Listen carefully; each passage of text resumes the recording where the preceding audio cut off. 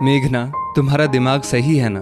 जो तुम हमसे बहस कर रही हो, तुम्हारी मेरे सामने इतना बोलने की हिम्मत कैसे हुई?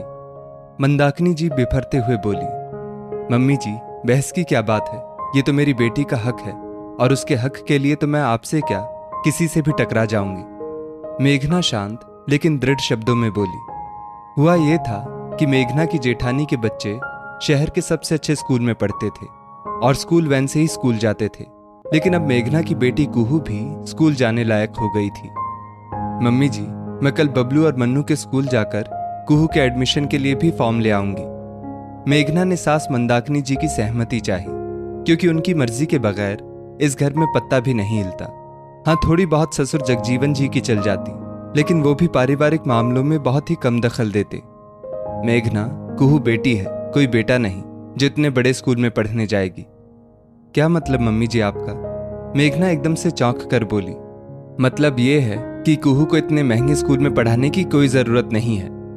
लेकिन मम्मी जी, बबलू और मन्नू तो वहीं पढ़ने जाते हैं। बबलू और मन्नू से कुहू की तुलना क्यों कर रही हो? वो इस घर के वारिस हैं, इस खानदान के चिराग हैं। वो दोनों पढ़ लिख कर इस घर का कारोबार संभालेंगे, लेकिन कुहू को तो पराए घर जाकर वहीं चूल्हा चौका संभालना है। इसीलिए मेरा हुक्म है कि कुहू यहीं पास के सरकारी स्कूल में ही पढ़ेगी।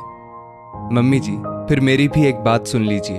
कुहू तो उसी स्कूल में ही पढ़ेगी, चाहे कुछ भी हो जाए। अब तो मेघना भी जैसे जिद पर आ गई थी। तुम क्या अपनी मर्यादा भूल भाल गई हो जो हमसे बहस कर रही हो? तुमको पता है कि नहीं, इस घर में सब कुछ मेरी ही मर्जी से होता चला आया है। देखती हूं कि कौन कुहू का एडमिशन उस स्कूल में करवाता है। मंदाकिनी जी एकदम से तमक कर बोली। मंदाकिनी, बहू बिल्कुल सही कह रही है। माना कि सब कुछ तुम्हारी मर्जी से होता चला आया है, लेकिन मैं तुमको इस तरह अपने पोता पोती में भेदभाव नहीं करने दूंगा। पता नहीं कौन सी मानसिकता में जी रही हो। कुहू का एडमिशन मैं करवाऊंगा उस बड़े स्कूल में। जगजीवन जी ड्राइंग रूम से उन दोनों की बातों को सुनकर बाहर निकलकर बोले।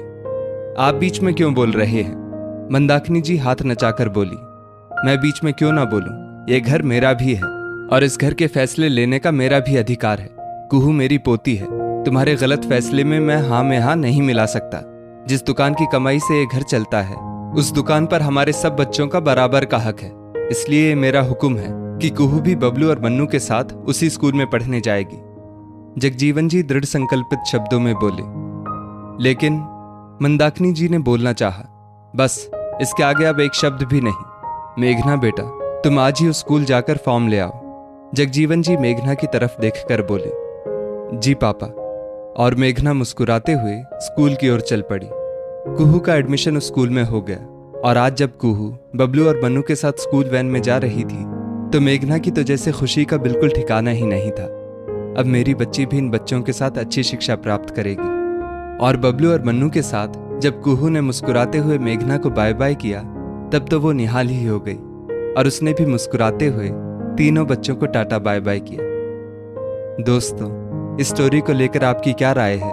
नीचे कमेंट करके जरूर बताइएगा और ऐसी ही और भी बेहतरीन वीडियोस के लिए हमारा पेज जरूर फॉलो करें। धन्यवाद।